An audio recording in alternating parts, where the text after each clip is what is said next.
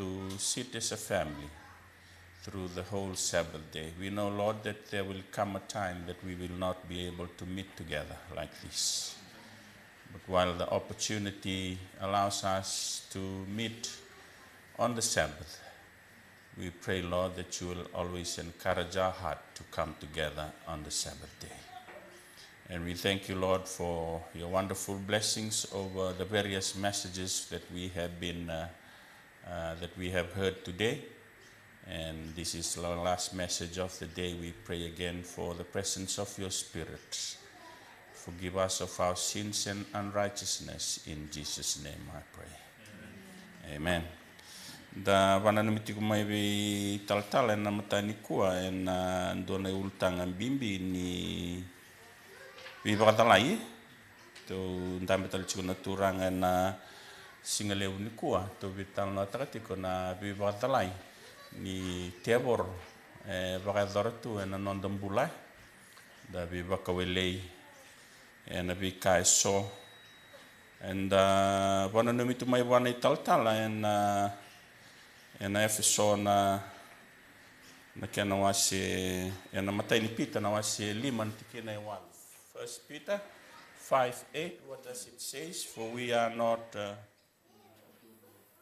ndo almatua ndo wakatawa sabi laka kivoli na nomdo medana tebor mebakana layoni satangi sabak sagra metiloma. We have been reminded by Pastor Wame this morning that the devil is not sitting silently in a corner, that he is going around like a lion, waiting for the kill.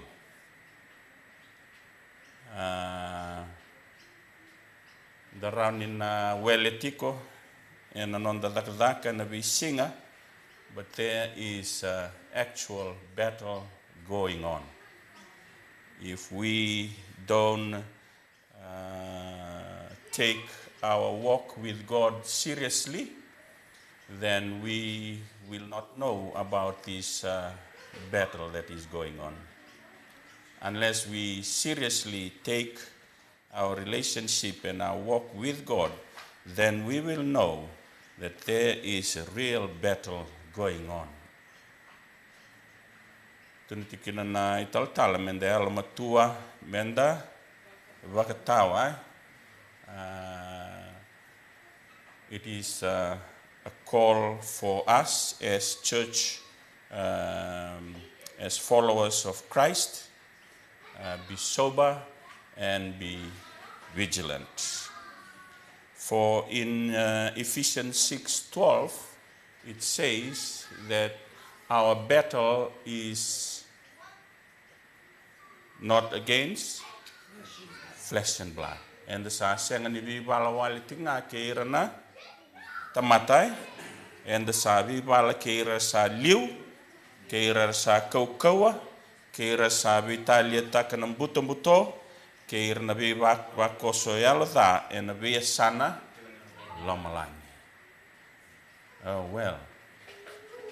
Kebakanda torbang bimbi tokana tikine ruaya sa duanai valundendre and na valukina. Duanai valundendre and na valukina kebakanda sengani vakaraukina. And efeso and kena wase ono tikina tinika tolu kena tinika walu and sabi wana numitikuma na Sabbath school saut ye. Davanto menon dai vau ni tolonda.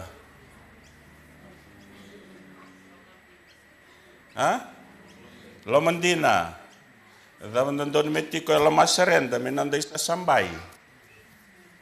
Oh, sabe kaya lital na non to lesson. Davanto me sambai sirom. Wal dondonu. Tolonda na lomandina. Lomasarenda na wal dondon da menda pakai babakina menda ong takkan tik na kau tanai tuk binaka sewana merwai iya kau tik na tuk binaka Daw tali, daw nonday sa sambay. Wambauta. Daw tali, daw nonday wakaruru. Nambula.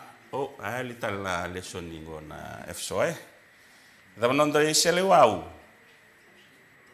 Nabos ni kalo.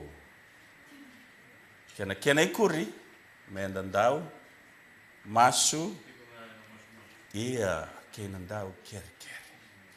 Na ivalungo, na ivalu bakayango, na valu bakayalo, mendana numatiko Endana senga ni ngangara o may nabunita, kaya baka anda senga ni bakayarang itay, kenda na vida na yarang anda bulida tikumay.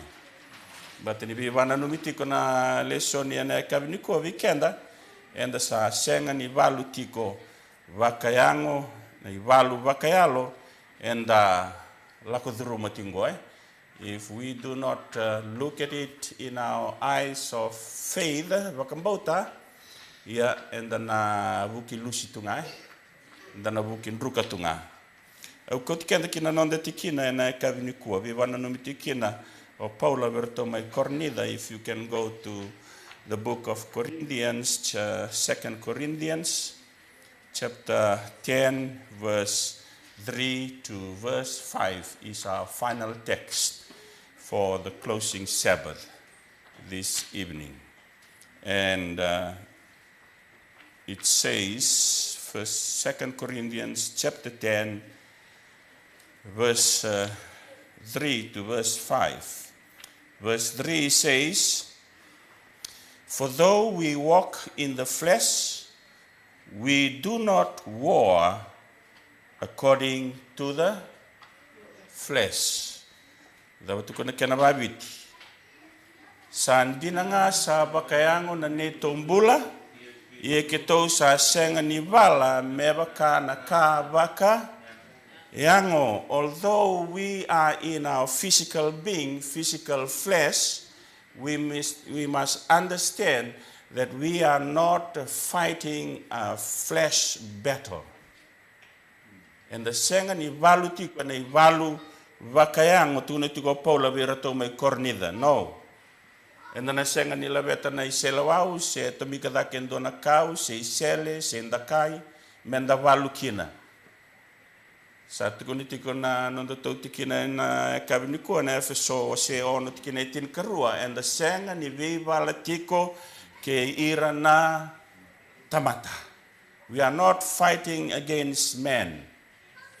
And the second way valatiko tamata. On a higher level, we are fighting a spiritual battle. Tu no Paulo verto mai cornida raida. Do raitu mengor ken to vi raitiko vayango tiko no nondo to vi rai. But our battle is not flesh and blood. Our battle is against the spiritual realm. Kaya mbali dondo menda yandraba na leni lotu na nonda garaba na kalau na londina sebada. We need to up our relationship with God to really see what is going on around us. Sa vinakana dakadaka, sa vinakana lakamai menda mai sota menda lotu. But on a higher level, we must understand that there is a spiritual battle going on. And that spiritual battle happens in our mind. And anonda vakasama, bunongo e take te takati gonadam. Na tevore, but anabunongo e lakatumekina na this is where decisions comes from. Kesa rawa na tevor na nomu bakatulewa iyo. And then do tuko na mailaw ko na dodong giling-gili tunga. And then senga ni tuda kiraw na bika sangay kenda kina na tevor. Viva no numitikina Paula virto mai cornida. Dina ni sa bakayango na neto umbula. Ia kito senga ni vala mebaka na ka vakayang. Tuno ko na waseba, dapat ko na tikina ba. and awase tini ne kornida. For the weapons of our warfare are not carnal, but mighty in God for pulling down strongholds. Tapos ko na ba sa babiti ni sa sengani kabakayango na neto yarangi. Ia sa kau nga e na buku ni kalo me talaraki sombukina nambai ni valu kau. Tuno Paulo berto mai korni da reda vakayango tiko na nondo tombula i anda to valu tiko ndona i valu vakayalo. Gitu na bango Paula na i valu vakayalo ngo e senga kina na yarangi vakayango. Tuno ko e sa senga ni ka vakayango na neto yarangi. Ke mambale ndona yarangi tu asa buli tiko mai na efeso se ono en vula tol sao tindo ndona menda vakayarangi tikina vaka bimbi o kenda na tamata ni kalo ni kuai. Tun tiko nungu basa na woli ni kuai. Ungele rele tiko e Canberra na vikaya da tiko asa senga ningai bunta ki ko na tevor. Na tevor sa ba mata na takasar tunga. People are worshiping Satan at government level, at the corporate level. Senga ningai bunta ki ko na tevor. Kaya sa ba tiko na tevor na no na buki. Iya o kenda talanga menda sa mata takati ko na kalo na no na buki na bisi nga sa baby. We need to equip ourselves and na rangi vakayalo ko tuna tingo o Paula verto mai kornida dona ka tukuno Paula verto mai kornida metin kina na nondo to vakasama na kavnikua ngetukuno ko na tikina lima, casting down arguments and every high thing that exalts itself against the knowledge of God, bringing every thought into captivity to the obedience of Christ. Obia bimbita kana oti ni atu wose na tikina ya. Tunoko na kena wose baka viti. Sa talaraki sombukina na veinanu yaki, kena kade derenga sa baka lebu-lebui me vorata na buku ni kalau kasa baka malu-malu mutaka na numa kedenga me talai rawa-rawa be Karisto tuniti kondona kambimbi na nonda baka sama tuniti ko Paula kasa baka malu-malu mutaka na numa kedenga se ko na nonda baka sama me talai rawa-rawa be Karisto. And that verse says, our bringing every thought into captivity to the obedience of Christ. Akan bimbi na nonda do masulak ba bimbi na nonda ba tulewani ba kana nanu kina ba kasama baleta na bonongo na balaki na tiabor ke ba kasar watera na tiabor na nonda ba kana nanu kina nonda ba kasama then ana senindo na bono and na tango makiraokin. Because this is where the decision to worship God and to spend time praying and to spend time reading and studying the Word of God. And that is where Satan is battling. Yeah, sa nung mastiko na kabini ko na nona itatawa Paulo verto may kornida ni na nonda tiko na kabiniko ni ndabana matani kina ndona madha ni vengaravi da senga ni klase da sanambadi mbito to na tevor. We don't know what the devil has in store for us in this new week. It may come through your workplace, your friends, your relatives, whoever the devil can use. Sa nung itatau tinga na itatau naki ni Paula mai irto mai kornidai menda na numatiko senga ninda valu tiko na valu bakayango senga ni bakayango talanga na yarangi enda menda bakayarangi kena menda kereana kalo na nona kaukoa da kereana yarangi ni valu da sabuli tiko na efso ono tin katol kina tin kawalu menda bakayarangi kena ena mother wo enda wana matikino. Nitaka na baka sama leka ya ina bukiana nondo tombula na bana mata ina dona madha vo ni vengaravi. Sana surat kiana menda tuda ke bata melanga na oti ni sere sato toka na ndromu ni singa sana ngai krei ankal te tiko mena ngai tini tiko nanda songo ni ndona masu.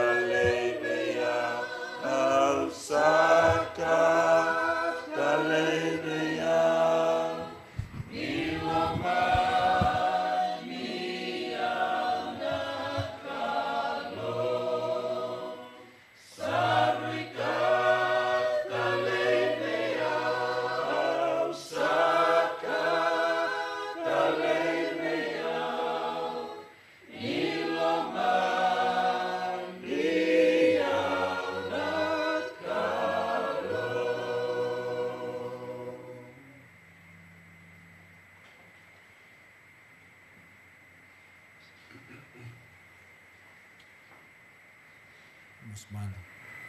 Kima mi polisi di kemenina baru dibinakan ni mami kalau kena kabinda. Dari sini tamu binaka. Binaka ngan sini tamu yang kumi. Kaya bakaw niyan sini bemban sini. Turang kima mi bereagi tiko. Kena buni kalau ngatin itu kim sampai rongo tadi kuat kima mesti itu oke. Kima mi jiwa mana? Kima mi rongo itu kalau tuh kata itu kena itu ngono bombel atas sabola kan Indonesia. Romo tadi nume kima mi bir na kima mi na lubi kima mi terus kena ngono. Non rasongo ningo reality ko. Turang mi sando rongo tadi ni mami masuk kena ni mami tani naik mutum. Na kami ko so solo tikim satu ta ke masuk. Kiri kimi tani. Balkan ki rombo tikim ni kena ni koko. Madaw bo sa timi kima mi sa tatuna kan ni mami lawa. Tatuna talangan ni mami bulan. Non rambulan na luwi kiman. Non rambulan na makumbui kiman. Oira na ngoni buli. Ni sana paruti buta lindor madaw ni osos. Ni baka sama. Nabi to sa kinataka turang. Kima mi sabi tatuna kina kabini kuwa. Sema ni baka na osos taran ni mambula. Ni baka kima mi turang mi kem kakunindau kautalay na ni mami rai kina mi bombauta. May bikem ni. Kati kono muni bosa nei periu. Mi kem parai di kem ni tunga turangan ni. Say kem ni ngau ni tikibuna. Oni nasa mo talangan ni mdi bombauta. Binabali besaran singa tambu. Binabali mo ni tukutuk. Sama itim tukina. Na nomni singa ndai. Boleh kema mitali ti uturan kem sati ko ni yutu tini ngauna. Me kem mihan rati ko baleta na meta. Sabi lo kayo ko ni bakana na leo ni satangi bak sanggara so mi tiloma. Sani mamin ron dunduanga na tukutuk kem rongoda. Mai vital talawa men single na nomni bossa. Na masu. kina kokonum ni alta bu mikem sa rabi baka tunde kina ena venga una kita nga isa turanga berna te mate kem sabi ta tauna ki mo sulai tiko loma ni mado bongo kem sini klan dab kem na lagu du ruma ena buna turang kem sa masukina ya kere ke muni yalom ni buke ke mami tumberna lo ke mami tumberna buni lo ke mami turanga mi kem gol ka kem ni tiko nga me ata na mado me ngo kem sa ba ni tu di kem na sota mbula tele kena nom ni ko koa kem mas ko bina bina ena bu muni chisu ne me soro kanima mi bombula amen na wale usar na wale ba chochi berangani dona baka binaka au bi wasela ngani duni tutuk au roda baka sama wasetu kan tisai na musni ulu o kitu me vale sakai kitu mbulu titua kangunga na madoro sau o iba ngasi dundu